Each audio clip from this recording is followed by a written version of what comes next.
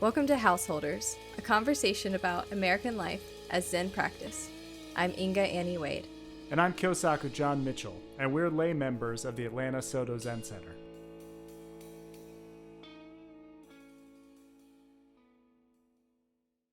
I thought it would be good to talk about relationships and the way that Zen affects our relationships. And I don't just mean romantic relationships or even just family relationships. If there are interesting dynamics in our friend groups around this stuff, I'm not even sure what the dynamics are amongst my friends as far as this goes, but it would be interesting to think about.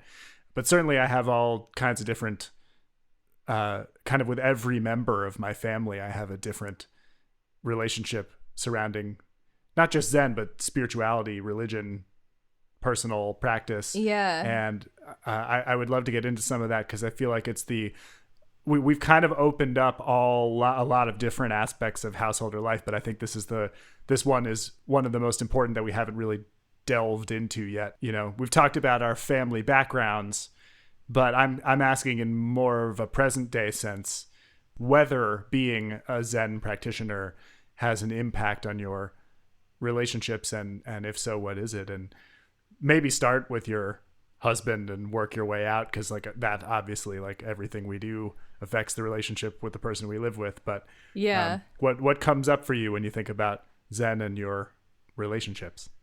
Zen in my relationship with my husband, I think, has been very positive.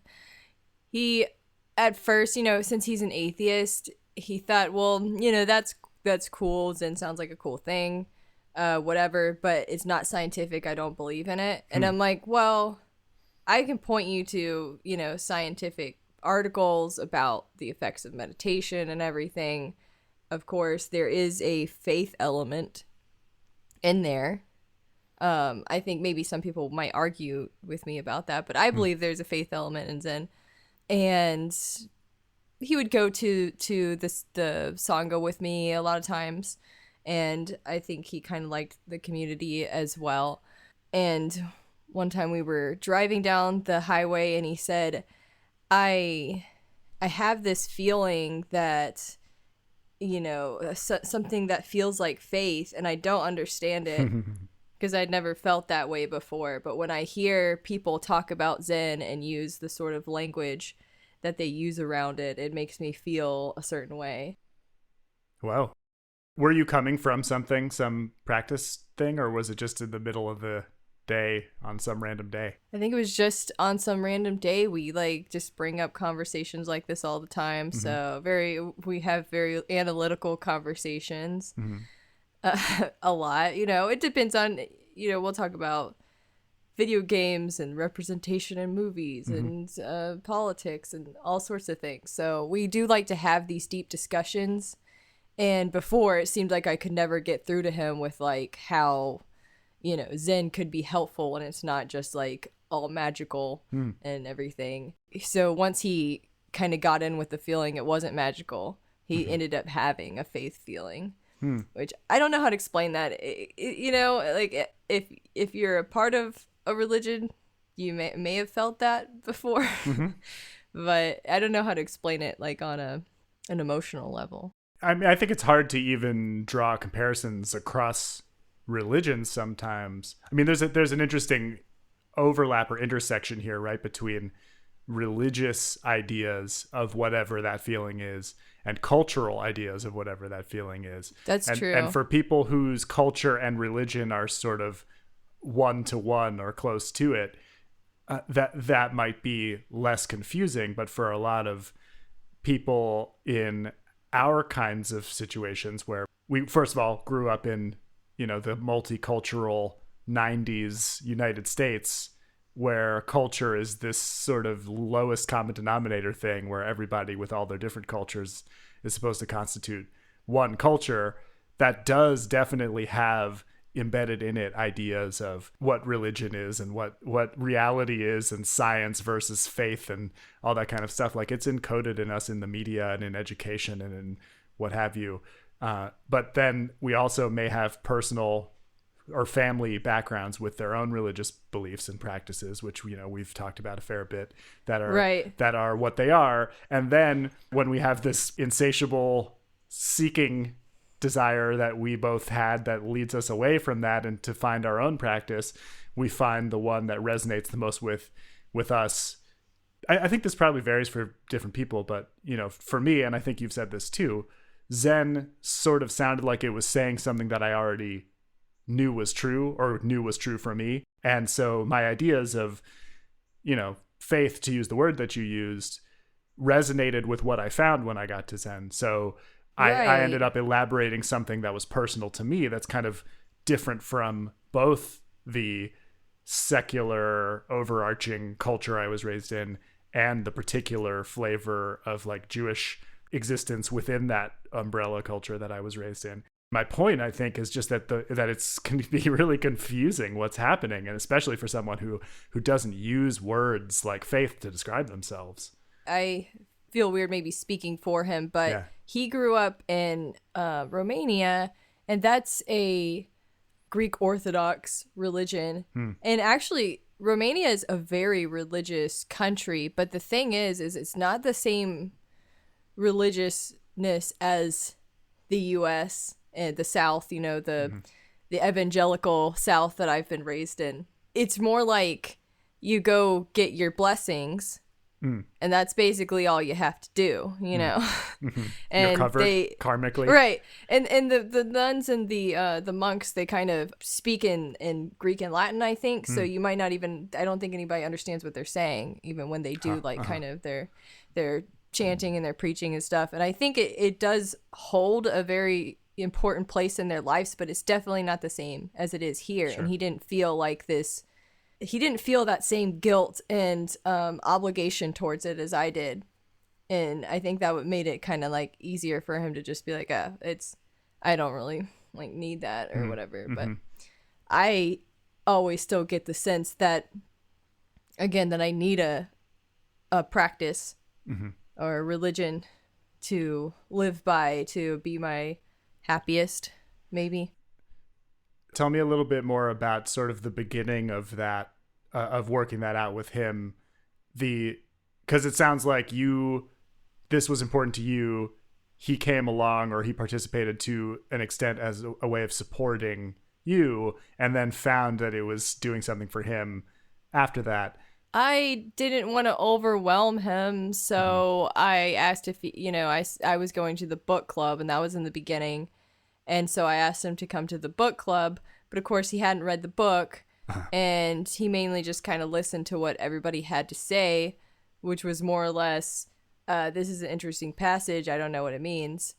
And I don't think he really liked that very much. He wasn't sure if he could question things, and I was like, you really can. And that's one of the things I really like about Zen, is like you can ask questions. Sure. Then when I started going to Sunday, and I took him along with me, I think that's like the longer sits and the chanting services and everything. I think that's when he started getting more of a sense of what the practice is, and that's when he kind of was like, well, I think I really do see the benefits of meditation. I feel different. So he got his own guided meditation app to do in the mornings. And I mean, I noticed a difference right away if we're both meditating regularly. You mean like in his personality or his mood or some stress level, something like that? And mine too. Yeah. We're both much more amicable when we're meditating regularly. And that's been a good thing for our marriage too, because it gives me somewhere to go when he needs alone time or something. And I'm like, oh, well, it's Sunday. I'm going to go to Zen, be with the Sangha and everything. And Ian gets his alone time, and it works out pretty well. You don't really have to be on the completely same page in terms of aesthetics or philosophy or theology or some kind of intellectual component to this practice. if you're on this basically the same page, the meditation train together, there is a sort of practical like understanding between you about what's going on here. Right. So that worked out for us. My family's kind of a little different. Yeah, I mean, you mentioned your siblings have practices. You got into your brother's practice a little bit. You said something about your family kind of needing spiritual practice in some innate way. I'd love to hear more about that, and maybe how that affected their understanding of you taking on this practice. Yeah, so for all of my siblings, I feel that since we were brought up with Christianity as sort of the core center of our universe, and that we had to think about it so often, that when that was gone, when we sort of rebelled against the church, I guess, I don't know, we were missing something. Mm-hmm. And I mean, I haven't really talked about this to my siblings, so this is just my theory. Mm-hmm. Maybe they would have some better insight into why they have their own practices. Mm-hmm. My sister Heather, the oldest, stayed with Christianity, but the rest of us moved on to something different. And my oldest brother and my second sister Eris, they kind of have like their own practices, like I said, where Eris likes to use tarot cards. She'll try anything. She's been to the Zendo with me. She'll try different meditations and yoga and all sorts of drawing meditations, like art meditations. She's very artistic, like me. So do you have a teacher for that, or is that just a thing she's doing? Actually, creatively? she's taught some of the classes. Oh, cool. For it's kind of like a therapy, sort of art therapy kind of thing. Mm-hmm. They were both supportive of my practice. I don't think they necessarily understand the rigidity of it. Sure. Considering theirs is sort of like, I'm just gonna do what I feel like is cool. There's no like there's no actual religious practice behind what they're doing. I think a lot of people bounce off of that, don't you? Like the feeling I've encountered among a lot of people is, if you're gonna leave the hierarchical, strict, organized religion you were raised in and go seeking on your own, why would you pick something that then just imposes a bunch more rules and strictness and seriousness? Why not just be creative the whole time? And that's a good it's question. Such a long conversation to explain why, to someone who's skeptical, why that's not how it feels from the inside to us. Yeah, it definitely doesn't feel that way. I guess the problem is, like, there are places for skeptical people to bounce off of any practice like this. It's hard to convince someone that your interest in it is a genuine personal thing and not just like some culty salvation attempt or something. So talking to my Christian family members was a lot more difficult than talking to my siblings who had already left. Sure. A while ago. For my mom, I would tell her what I liked about Buddhism and kind of explain it on a very like surface level, and she was like, but do you believe in God? And I said, well, Buddhism isn't really focused on whether God exists, or at least Zen Buddhism isn't. It doesn't really talk about it. And she's like, but do you believe in God? And I didn't want to let her down. So basically what I said, I was like, honestly, when I took an astronomy class and saw these gigantic planets and everything that had to come together just to make the Earth happen and make the universe happen, and everything had to be perfect for life to happen on Earth, it feels like there's something bigger than all of us. But that's all I can say. Did it work? I think she was okay with it. I don't know how she really feels, The conversation went okay, but yeah. I feel like sometimes people can say things in conversations and then feel differently on their own. Sure, of course. So I think that in a way, like, I had to kind of come out to Christian family members. But one of my ways was having Sensei officiate my wedding ceremony. Nice. And everybody thought it. I mean, most of my family and friends were like really cool with it. But after the wedding, I got a letter from my Aunt Mary, who is very, very religious. And she was like, I see that you're going through a hard time.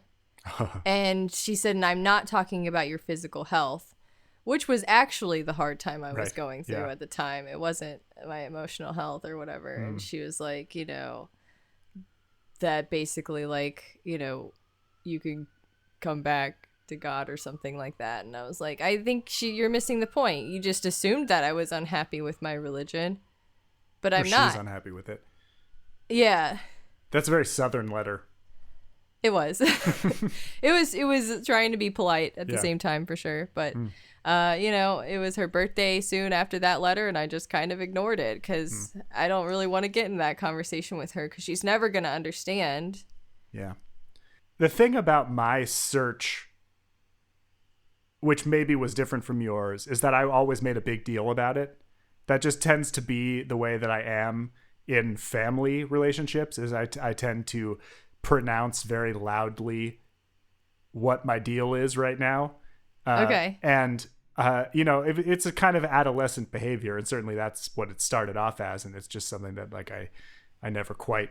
I may have softened by now, but I never quite grew out of completely. And the first step of it was the I'm not Jewish anymore step, or I don't believe in God step.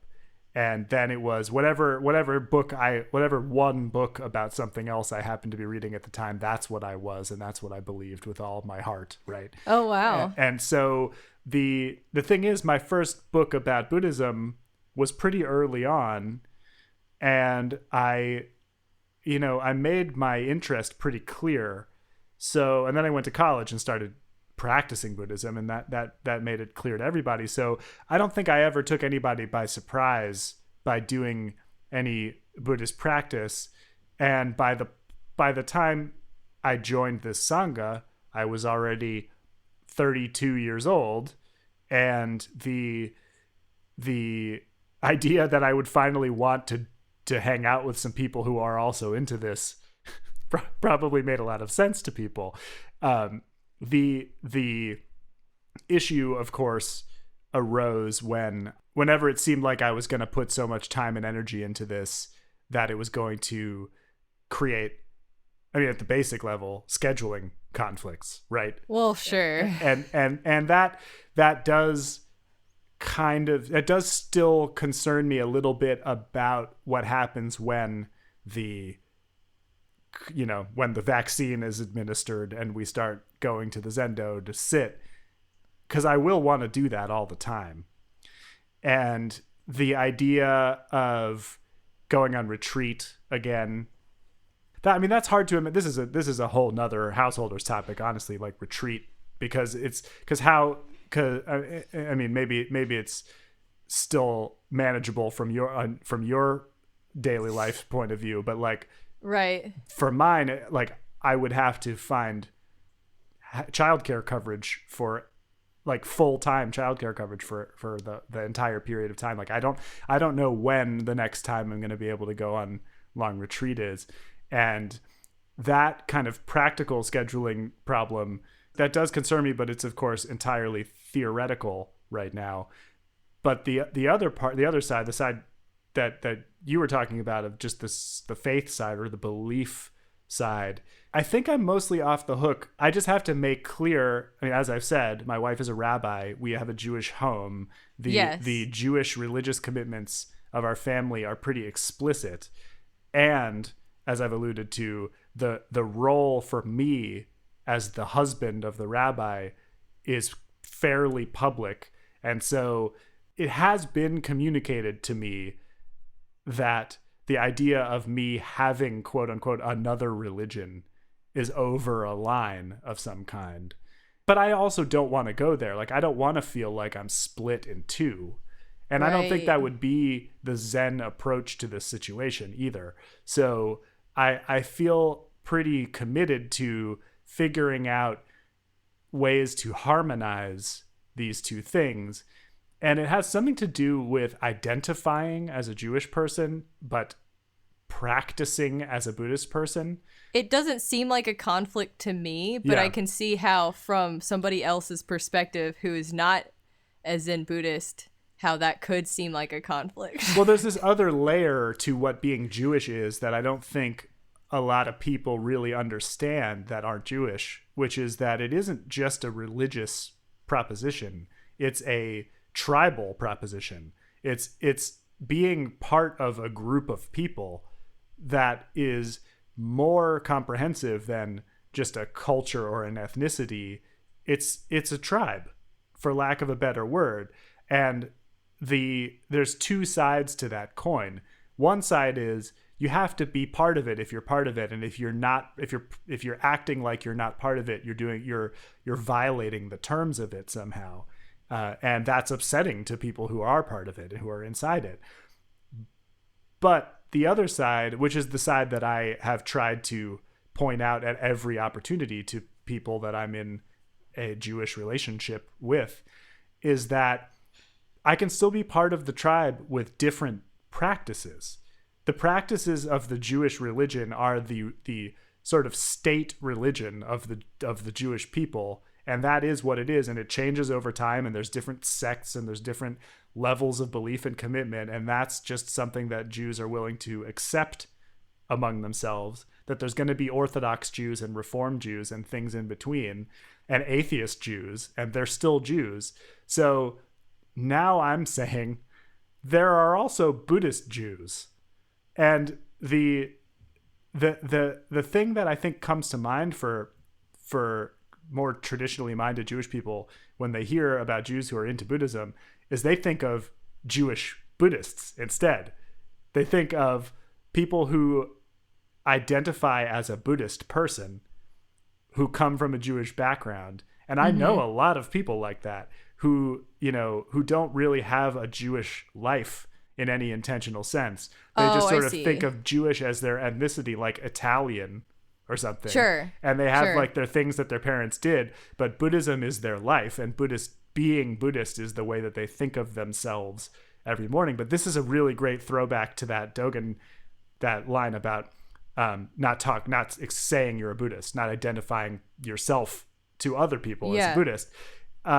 Sensei takes an even stronger line than that a lot of the time and says that we shouldn't think of ourselves as Buddhists because we, as such, aren't anything, right? Like there is no self. That's a good point. From a Buddhist point of view, that's I can be completely a question mark as to what I am. Yeah. And that is how Buddhism is to me. It's something I do. The thing is you're completely accepted in the Buddhist community as a practicing Jew. Right. And so because Buddhism is for everyone, and so there is no sort of tribal aspect to it. So if I relate to Buddhism purely as something that I do, I can be Jewish can be something that I am to people who care that I am Jewish. And I care in a lot of situations that I'm Jewish. When I'm sitting Zazen, I don't care that I'm anything, and that's got to be okay. Yeah. But like, I need to de-emphasize that aspect of what I mean. That's the thing that Dogen says not to talk about, right? Like, I'm not gonna go around saying I sit Zazen and I dissolve myself into the fabric of the universe and I am no particular being. Like that's not something you go around talking about.